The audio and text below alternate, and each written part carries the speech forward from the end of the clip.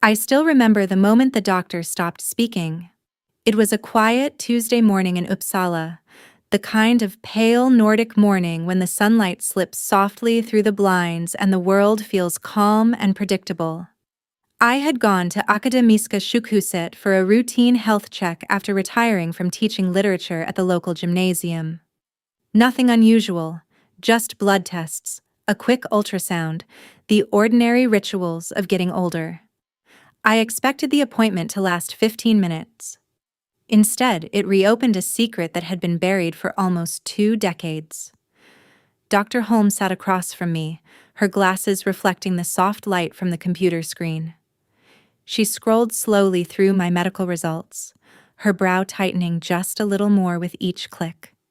"Karen," she said gently, may I ask you something personal?"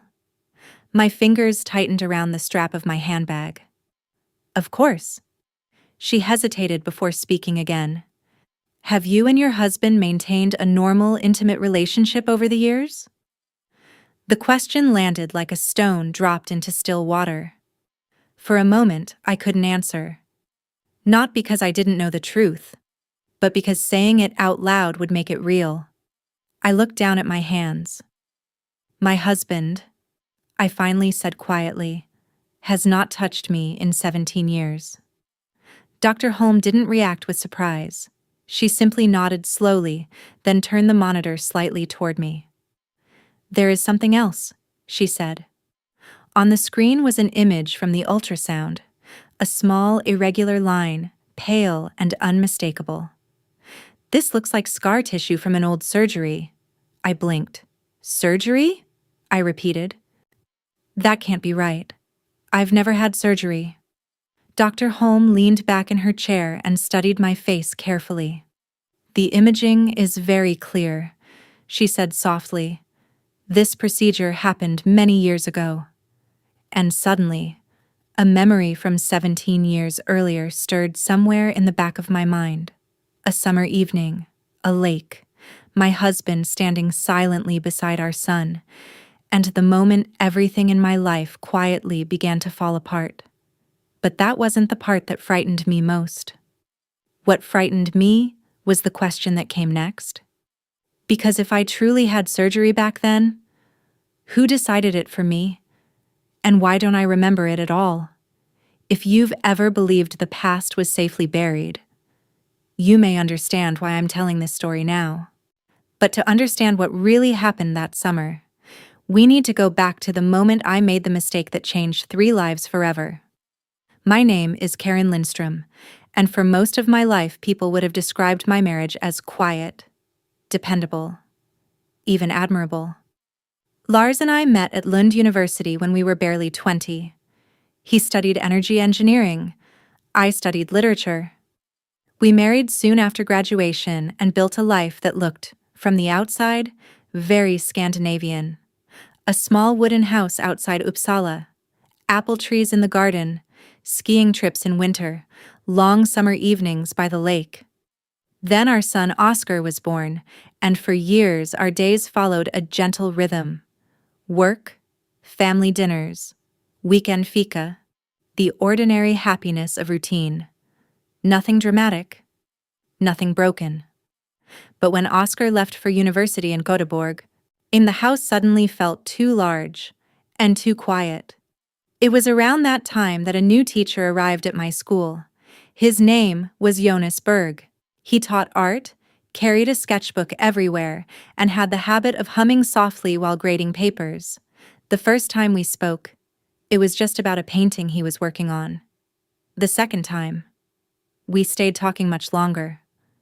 Looking back now, I can see the moment something in my life quietly shifted.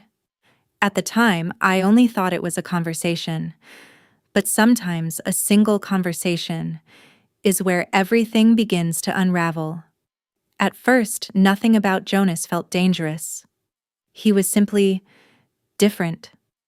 Where the rest of us hurried through the gray rhythm of school days, Jonas seemed to move more slowly, as if he noticed things others ignored. The light on the snow outside the classroom windows, in the quiet poetry in a student's sketchbook, the way autumn leaves gathered along the edge of the courtyard. Sometimes he would stop by my classroom during lunch. We talked about books, about art, about the strange silence that comes when a child leaves home. Those conversations were harmless. At least, that's what I told myself.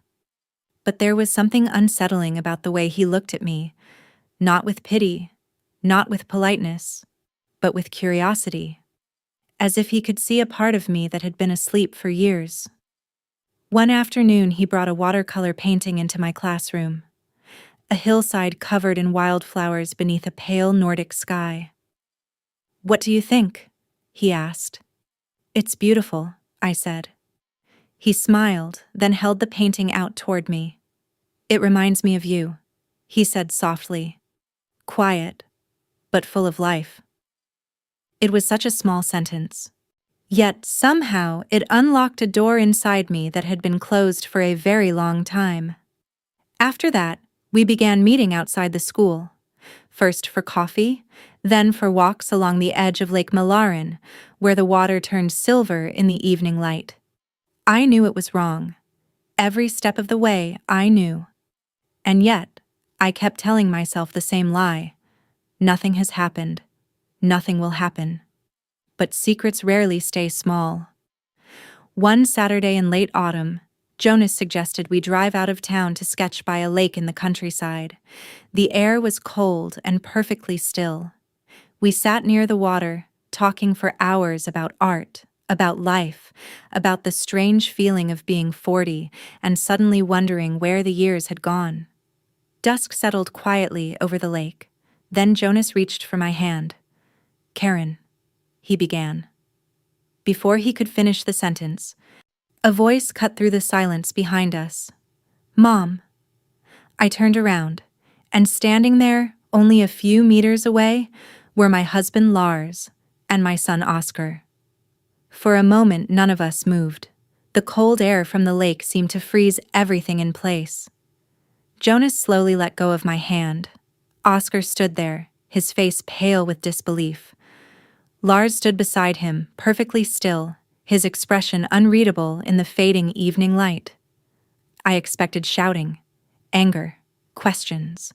Instead, Lars said only 2 words. "Let's go home." The drive back to Uppsala felt endless. No one spoke. The sound of the tires on the road was the only thing filling the car. When we reached the house, Lars sent Oscar upstairs without raising his voice. Then he sat down in the living room and lit a cigarette, something he had quit years earlier. "How long?" he asked calmly. His calm frightened me more than anger ever could. 3 months, I whispered. But nothing happened. We only talked. He watched the smoke curl slowly toward the ceiling. Then he gave me a choice that would shape the next 17 years of my life. "We can divorce," he said. "Or we stay married. But from today forward, we are only roommates." The words sounded almost reasonable, practical even. I agreed. And just like that, our marriage quietly ended without anyone outside our house knowing. Years passed. Lars slept on the sofa in the living room. I slept alone in our bedroom. In public, we still looked like a normal couple. Christmas dinners, birthdays, family gatherings. People often said how lucky we were to still be together after so many years. Only inside our home did the truth live, a silence colder than any Swedish winter. When Oscar married and later had a son, Niels, Lars, and I sometimes spoke again. Brief conversations about the baby, about school, about ordinary things. But the distance between us never disappeared. It simply became normal. That was the life I thought I had earned for my mistake. A quiet punishment that would last forever. Until the day my doctor showed me the ultrasound. Because if there really had been a surgery all those years ago, then something else must have happened that night. Something Lars had never told me. And suddenly, I realized our story might not be finished after all. When I asked Lars about the surgery, the color slowly drained from his face. For a long moment he didn't speak. He simply stood in the living room, staring at the floor as if the answer had been buried there for years. Finally, he said quietly, "Do you really want to know?" My heart was already beating too fast. "Yes." He turned away from me, his shoulders tense. "That night, after I found you at the lake," he began slowly, "you took too many sleeping pills." I blinked in confusion. "I did?" "You were panicking. You couldn't sleep. I found you unconscious and drove you to the hospital." The room suddenly felt smaller. "They pumped your stomach," Lars continued. "While the doctors were examining you, they discovered something." He stopped. I felt my chest tighten. "Discovered what?" Lars closed his eyes for a moment before answering. "You were pregnant." The word hung in the air like a crack in glass. Pregnant. My mind tried to catch up with what he had just said. "How far along?" I whispered. "About 3 months." The numbers hit me like cold water. 3 months. But Lars and I hadn't been intimate for at least half a year back then, which meant there was only one possibility. The baby had been Jonas's. My legs felt weak. "And the baby?" I asked, my voice barely audible. Lars looked at me then, and for the first time in 17 years I saw something raw in his eyes. Pain. "I signed the consent forms," he said hoarsely. The words didn't make sense at first. "What forms?" "For the abortion." My breath caught in my throat. "You ended the pregnancy?" "You were unconscious," he replied. "Someone had to make the decision." The room fell silent again. For years, I believed the cold distance between us had been the price for my betrayal. But now I realized something else had happened that night. Something far more permanent. Before I could even process the truth, Lars suddenly laughed bitterly. "You think that was the worst secret?" he said. And that was the moment I understood. There was another truth waiting behind the first one. For a long time after that night, Lars and I sat in the living room without speaking.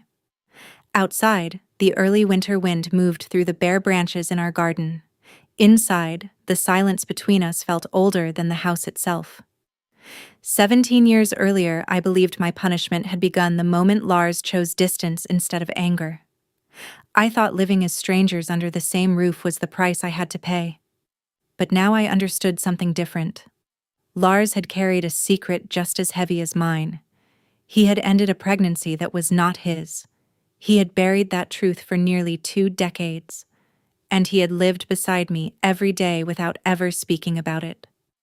"I didn't tell you," he said quietly, "because I thought silence would hurt less than the truth."